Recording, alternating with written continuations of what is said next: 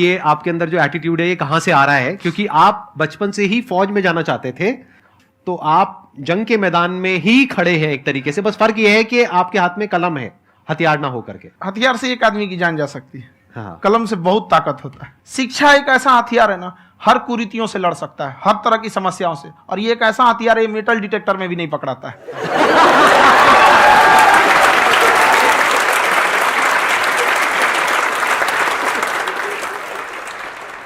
मेरा क्वेश्चन ये है कि अभी प्राइवेट ऑर्गेनाइजेशंस में पीटने का, पनिशमेंट का ये सिस्टम जो है खत्म हो गया है। हम आपके वीडियो में देखे हैं सर कि आप एक बड़ा सा रोल रखे रहते हैं, पुलिस वाला लाठी है वो, पुलिस वाला लाठी है, और स्टेज पे बुला के बच्चों को उसी से धुनाई शुरू कर देते हैं मस्त एकदम से, है ना।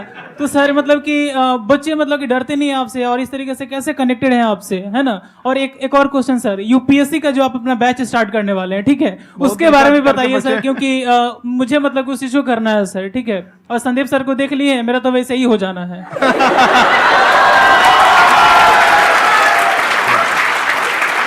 क्या हो जाना है? मेरा पूरा कंप्लीट करो। I'll be an IAS officer next year because I have seen you, sir. My day is like complete, sir. All the best. Thank you so much, sir. Thank you. पूरा बोला करो। Thank you. देखिए, लड़कों को जहां तक पीटने की बात है, जब पढ़ाने की बात आएगी तो उसको हम पूरे बेहतरीन ढंग से पढ़ाएंगे। लेकिन जब सजा देने की बात आएगी ना, तो वो भी बेहतरीन ढंग से होगा। ऐसा थोड़ी होगा कि बस एक ही चीज बेहतरीन ढंग से होगा।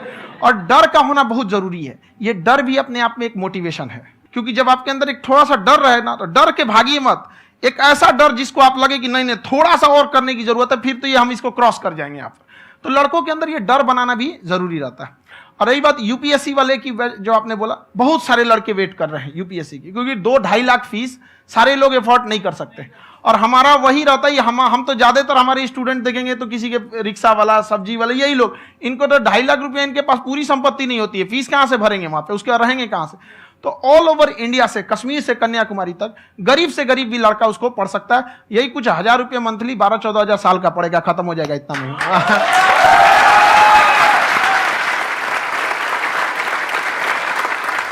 ये जो डंडे वाली बात इन्होंने कही, ये सच है? मतलब आप सच में एक डंडा रखते हो? पुलिस का ही है वो। और मारते हो? हाँ, कि मतलब अगर कोई लड़की छेड़ता है या ऐसा कोई भी उल्टा पुल्टा काम पढ़ाई करता लिखाई है, कुछ भी गलती करेंगे तो पिटाएंगे वो। यहाँ पे कैमरे पे ऑन कैमरा जैसा भी रहे, कुछ भी पिटाना तो उनको फिक्स है। एक तो कोई मतलब विधायक जी थे, उनके लड़का को पीट दिए, तो चला दल बल लेके अपना वहां पे। उसने घर पे नहीं बताया था कि सर ने पीटा है, बस बोल दिया कोचिंग में पीटा है। बाद में पता चला हम पीटे हैं, तो उसके पिताजी मेरे सामने और पीटे।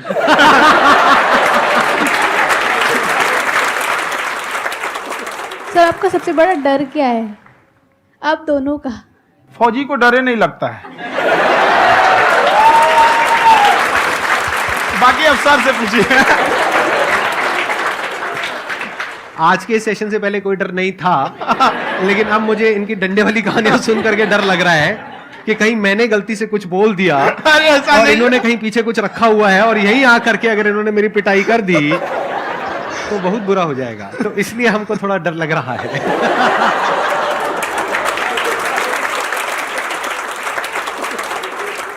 आपकी डेली कितने घंटे क्लासेस होती हैं? 6-7 घंटे। अभी भी खुद ही करते हो आप? हाँ, हमारे स्टाफ परेशान रहते हैं। हम 1:30-2 बजे सोते हैं, सुबह 6 बजे उठ जाते हैं, परेशान रहते हैं। अरे इतना क्यों करते हो, है ना? कभी तो उनको भी साथ साथ लगना पड़ता है ना? उनको साथ साथ लगना पड़ता है। हम जग गए तो कोई सोया थोड़ी रहेगा, परेशान रह, दिन में सोते ही नहीं है बेचारा, कहीं कहीं जाके सोते रहता है। तो हम सीट बांध दिए कि भाई तुम इस समय सो जाना, तुम इधर सो जाना। आपकी शादी हो गई है? नहीं हुई अभी? मेरी खुशहाली देख के आप आइडिया लगा सकते हैं।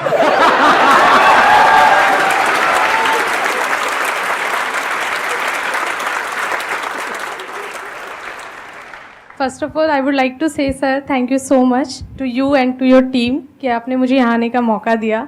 एंड सर अब तक मैंने आपको सिर्फ फ़ोन या लैपटॉप में ही देखा है दोनों को, आज फर्स्ट टाइम लाइव देख रही हूँ तो बहुत अच्छा लग रहा है। तो मेरा क्वेश्चन ये है सर आपसे, जब हम लाइफ में कोई डिसीज़न लेते हैं कि हमें ये पर्टिकुलर चीज़ करनी है, और क्योंकि हम डिसीज़न लेते हैं तो हमारी आदत है कि पहले हम 4 लोगों से पूछते हैं कि तू बता तेरी क्या राय है, तू बता तेरी क्या राय है। तो उनमें से अगर कोई हमें कह देता है कि ये बेकार डिसीज़न है मत कर, तो हमारा माइंड कहीं ना कहीं डाइवर्ट होने लगता है और उसकी वजह से हम अपना डिसीज़न चेंज कर देते हैं।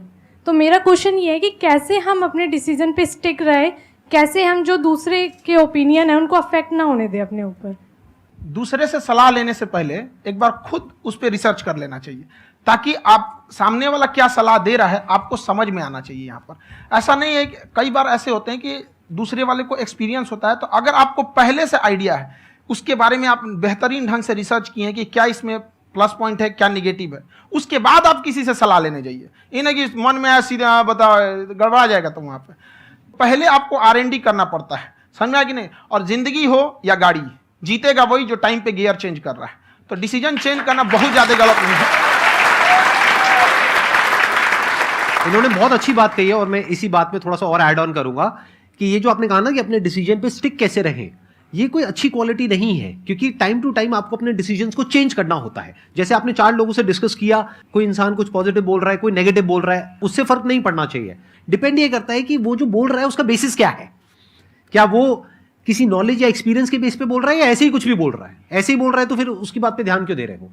अगर किसी नॉलेज या एक्सपीरियंस के बेस पे बोल रहा है, फिर चाहे वो पॉजिटिव बोल रहा है चाहे नेगेटिव बोल रहा है, दोनों ही मायने रखता है।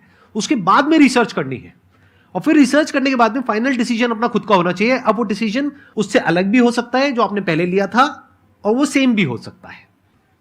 सर मेरा क्वेश्चन दोनों से है आपसे, how to deal procrastination and laziness. हमारा ब्रेन है ना, ये बहुत आलसी टाइप का, इसको आराम खोजना पसंद है। अब थोड़ा सा भी अब इसको आराम की ओर लेके चले गए ना, तो फिर उधर ही रहेगा। आप सोचेंगे 10 मिनट आराम कर लेते हैं ना, तो 10 मिनट 2 घंटा बना देगा। उसको टॉर्चर कीजिए, चल 10 मिनट बाद में।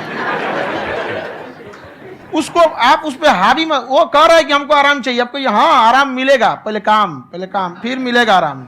तो आप उसके हिसाब से मत चल। आपका मन कर रहा है थोड़ा सा देख लेते हैं, कोई नोटिफिकेशन आया, आप कोई काम कर रहे हैं, क्यों पहले काम कर लीजिए, बाद में देखिएगा ना नोटिफिकेशन। आप हावी मत होने दीजिए यहाँ पे। अगर आप 5 मिनट भी थोड़ा सा लूज पड़े ना, थोड़ा सा कमर सीधा कर लेते हैं, 2 घंटा बर्बाद कर दिया आपको। हावी मत होने दीजिएगा उसको अपने ऊपर। प्रोक्रेस्टिनेशन को तोड़ने का एक ही तरीका है, सबसे छोटे लेवल पे ले जा करके उस गोल को तोड़ दो।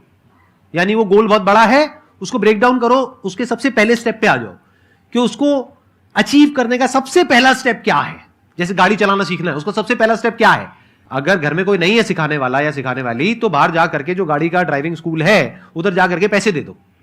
अब फंस गए ना, तो फंसा दो अपने आप को। दिमाग ये लगाओ कि अपने आप को कैसे फंसाया जाए। जब हम फंस जाते हैं ना, तो फिर हमको वो काम करना ही पड़ता है। Then there is no looking back. जब तक आप सोच रहे हो तब तक सोच रहे हो, उसको बोलते हैं पैरालिसिस ऑफ एनालिसिस, कि आप सोचते चले जा रहे हो अपने माइंड में, मैं ये करूंगा वो करूंगा वो करूंगा वो करूंगा, और प्रोक्रेस्टिनेट हो रहा है, वो चीज टलती चली जा रही है। तो उसको छोटे से छोटे लेवल पे ब्रेक डाउन करके उसको कर दो, दैट इज नंबर 1। और जैसे ही करना शुरू करते हो, कोशिश करो कि उसको जब तक कि आप सही से नहीं कर लेते हो, उसको छोड़ना नहीं है, तो आपकी लेजीनेस भी खत्म हो जाएगी। कई लोगों को तो हमने देखा जो सप्ताह में कुछ भी नहीं करता, वो भी संडे को आराम कर रहा है।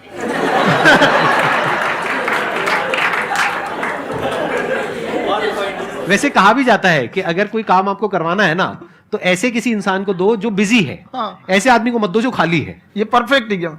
किसी को भी आप देखिएगा जिसको आप कहते हैं कि मतलब थोड़ा ठीक ठाक आप समझते हैं कि नहीं ये बहुत आगे निकल, वो एक काम को खत्म करने के बाद कभी आराम नहीं करेगा। एक काम खत्म हुआ उसको लगेगा हाँ एक खत्म हो गया, अब दूसरा करना चाहिए। और वही जिसको देखिएगा एक खत्म हो गया, अरे आराम करना चाहिए, कभी नहीं, लाइफ में आखिरी सांस तक।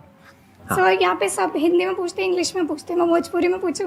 जौन भाषा ठीक लगे तोने में पूछ दो। हाँ सर। सर ये पूछे के चाहते नहीं कि जैसे हमने के पढ़ाई करी निशान, तो कभी कभी डेली टारगेट्स जो होला वो कंप्लीट ना होला। अगर टारगेट्स कंप्लीट भी होला तो फिर ऐसा इरिटेशन या फिर वो एंजाइटी या फिर कि और करना है या फिर अभी नहीं हुआ, वो चीज़ हमेशा रहेला। तो वो कम कैसे करल जाए? देखिए टारगेट्स को ना हम लोग को एक अपने हिसाब से पहले फिट करना चाहिए। ऐसा नहीं कि दूसरे किसी इंसान को देख के हम टारगेट फिट कर ले। कोई लड़का 8 घंटा पढ़ रहा है, कोई पहली बार अभी पढ़ना ही चालू किया, उसको देख के 8 घंटा पढ़ेगा तो पढ़ाई छोड़ देगा। तो आप अपनी क्षमता के हिसाब से देखिए कि आप कितना पढ़ सकते हैं। अगर आपने एक घंटे को बना लिया कि हम 1 घंटा पढ़ सकते हैं, अगले 1 हफ्ते तक उसको सस्टेन रखिए। जिम में कैसे करते हैं लोग, पहले दिन उठा लीजिएगा 1 क्विंटल तो हार्ट अटैक हो जाएगा। तो वो धीरे धीरे टारगेट सेट कीजिए और अपनी क्षमता को भी देखिए। हर इंसान की क्षमता अलग है। कंगारू को देख के हाथी छलांग मारेगा, पैर तोड़ के बैठ जाएगा।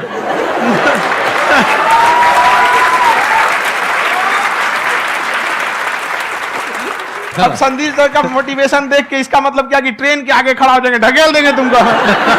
हालांकि ऐसा कर देते हैं, लेकिन ऐसा करिएगा लोग नहीं, क्षमता पता होना चाहिए। आपके अंदर एंजाइटी हो रही है कि मैं